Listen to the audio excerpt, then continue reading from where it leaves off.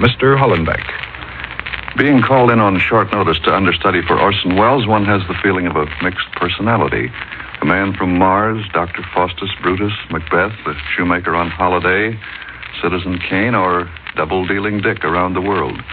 As a garden variety of news commentator, one gets a severe attack of stage fright, but one stumbles on stage and reads one's lines. And the first scene opens in the Capitol. In the words of Brutus's Portia, I heard a bustling rumor like a fray, and the wind brings it from the Capitol. This afternoon, it brings an extremely confused and confusing story. The House and Senate compromise on OPA, which has finally been reached. As it stands now, the conferees have agreed to a 1 year's extension of price and rent controls, although ceilings will not go back on foods for a month, perhaps not even then. The compromise legislation provides for a 3-member decontrol board, which could determine whether to lift controls on individual items after controls are restored on August 20th.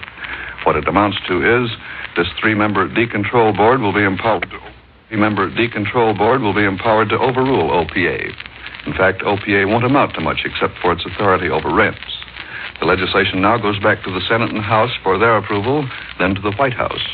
Although President Truman doesn't like the bill, it seems to be about all he's going to be able to squeeze out of Congress, and he's expected to sign the measure with reluctance.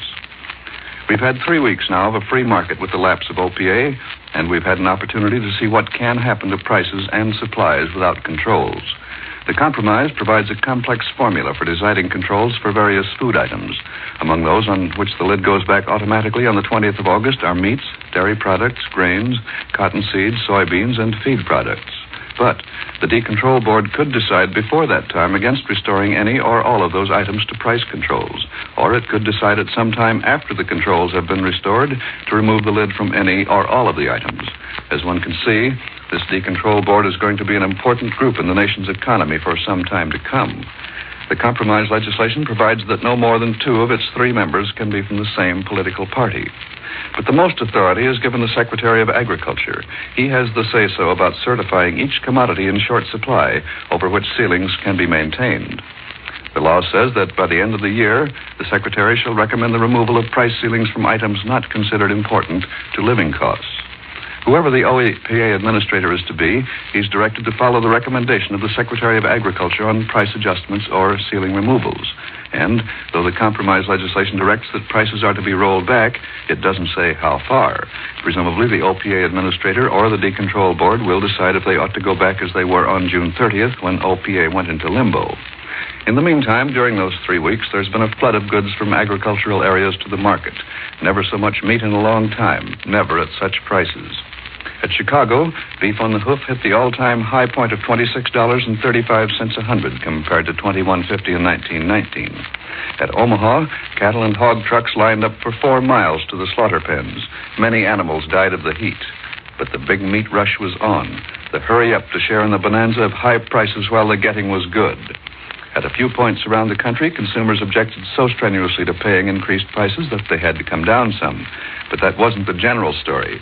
Average prices tell that. And at the end of this week, most steers were bringing $19 to $23 and a half. At the week ending June 29th, the average cost was $17.45. Anyhow, it's now up to Congress again to accept or reject or modify further this puzzling product of its conference committee. Administration leaders fervently hope that both the House and Senate will approve the measure and send it along to the White House for an unwilling okay by the president. But it's by no means a foregone conclusion that the battle of OPA is over even yet. The Senate is especially sensitive to agricultural pressure, and its members may be expected to show a lot more tenderness on that subject than will the House, whose membership represents more urban interests, more consumer interests. And these have been filling the air with protest at the rising cost of living. And, of course, there's always the bust to look forward to after the boom. Even if the boom goes under the lid right now, there's going to be a bust even of minor proportions. Somebody's going to have to get stuck for the high prices now prevailing in wholesale markets. And while the dear old consumer is the logical goat, some wholesalers and retailers are going to get caught as well. However, price ceilings are restored. They'll have no effect on products which have been purchased at higher prices during our 3-week spree, the gap in price controls, purchased by wholesalers and retailers, that is. They're likely to find themselves holding a lot of goods and commodities for resale to the public and at prices which the public refuses to pay. speculators who'd hoped to make a killing will be holding the bag, and some legitimate dealers who were drawn into the buying spree will find it somewhat costly, too. In the confusion as it exists now, officials are undecided what can be done for legitimate dealers who paid higher prices because of the end of subsidy payments by the government. Well, thus the bustling rumor like a fray which comes and with the wind from the capital. And to go around the world, one recalls the opening of Act 1, Scene 2 in Macbeth, Duncan's words. What bloody man is that? He can report as seemeth by his plight of the revolt, the new estate. And the scene shifts to Bolivia, where there have been plenty of bloody men. Although censorship has been rigid, reports have been coming out telling of a serious revolt there, finally crushed after more than 100 deaths. Demonstrations have been held in La Paz against the dictatorship of President Villarreal. But according to reports reaching Buenos Aires, the government has won the upper hand now, although there are still stories of fighting going on. Reports from La Paz trickling through the censorship say that all business in the Bolivian capital remains paralyzed by a general strike, and that public indignation is extreme because police had fired on a crowd of civilian demonstrators during the disturbances. Our American Broadcasting Company correspondent in Buenos Aires sends along the information that President Villarreal has attempted to increase his iron grip on Bolivia by naming a cabinet made up entirely of military men, and that the key post, the Minister of War and Defense, has been given to a character named Lieutenant General Angel Rodriguez, whose career has some features of interest. According to our correspondent, General Rodriguez is identified by the American State Department Blue Book on Nazi activity in South America as a fascist and a pro-Nazi militarist. As Minister of War and Defense, the general is now the most powerful man in Bolivia. During the trouble 3 years ago in which Villarreal became president, Rodriguez's reputation as a Bolivian Nazi was so notorious that even his fellow conspirators couldn't stomach him as president. Well, it seems he didn't need the job after all. In his present one, he has more authority than the president himself to run Bolivia. The tyrant has shown his face. But that is rather old-fashioned tyranny. Our Congress has just acted to perpetuate military tyranny in its more modern form, in the control of atomic energy. The House of Representatives has taken action on the Atomic Control Bill, which now goes to a conference committee for the adjustment of differences between the Senate and House versions. It's a long way from the shape in which President Truman endorsed it after unanimous passage by the Senate early last month. And in its present form, it's heavily bound with brass. The major differences are over the voice the military shall have in control of atomic energy development and the stiffness of penalties for violations.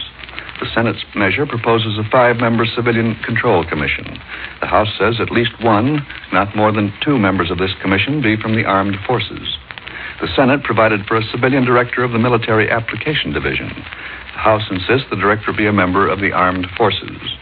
The Senate approved top penalties of 20 years imprisonment, a $20,000 fine for the giving away of atomic secrets.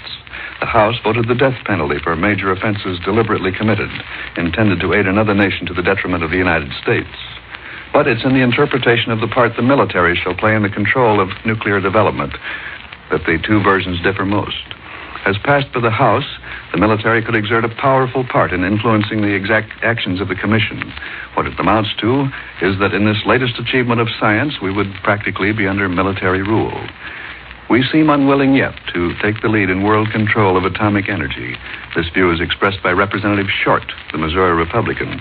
He's been opposed to any legislation at all until, as he says, world conditions are more settled. As if world conditions could ever be settled in the air of indecision, suspicion, and bad will that seems more and more to prevail in world relations. We demand evidences of goodwill from Russia on our terms, without opening the hand we hold behind our backs. The Russians, of course, suspect our motives, continue to operate unilaterally, and the British do the same, and the feeling of nationalism spreads. It all reminds me very much of the story of the great Congress of the Ostriches. At some time or other before the atomic age, the ostriches of the world, communicating with each other however ostriches do, decided they must elect a queen. The ostrich is the largest living bird. To be queen of the ostriches, one can realize, is an extremely high honor, and one can imagine the fever of anticipation which spread throughout the ostrich world at the news of the coming event. The genus Struthio, with its 2 toes, shared in the preparations with Rhea, the South American ostrich, which has 3 toes, or maybe it's the other way around. And all over the world, wherever ostriches lived, they made preparations for this great event of electing a queen. From the sandy plains and open country of Arabia and Africa, little groups got together for the preliminary balloting.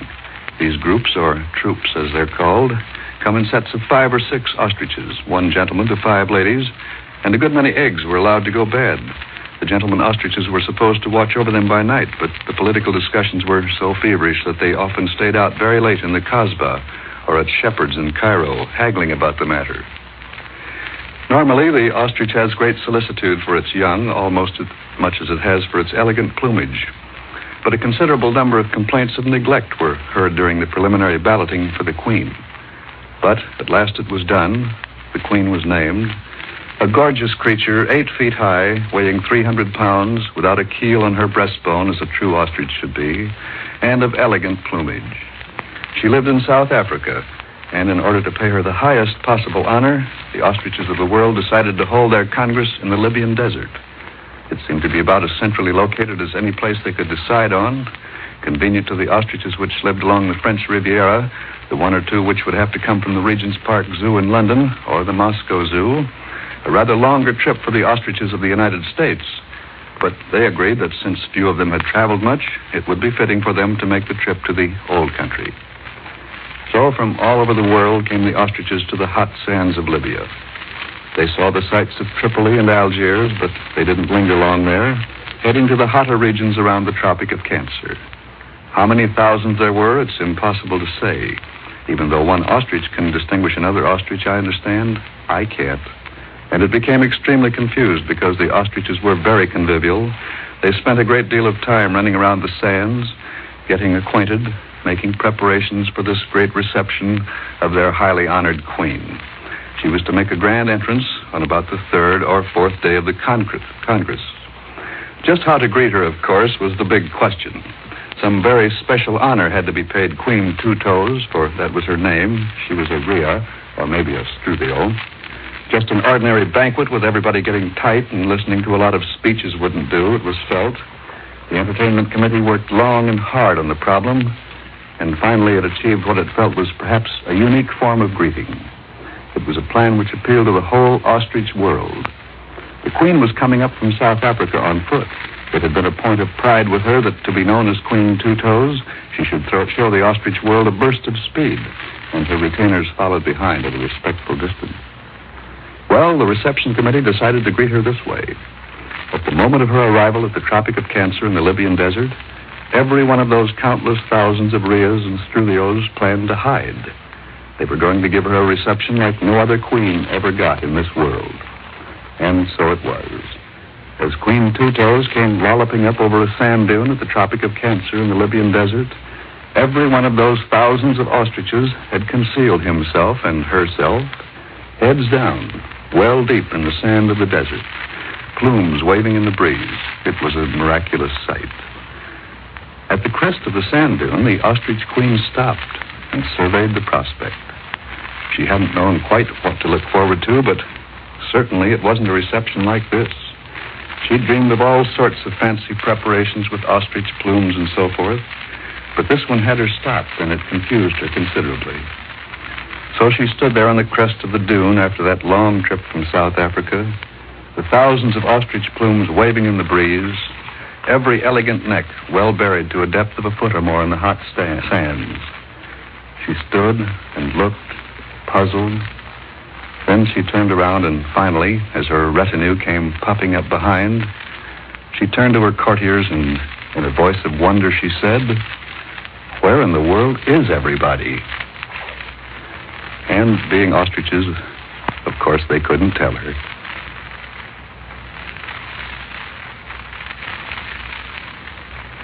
Ladies and gentlemen, you have just heard news commentator Don Hollenbeck substituting this afternoon for Orson Welles, who is ill.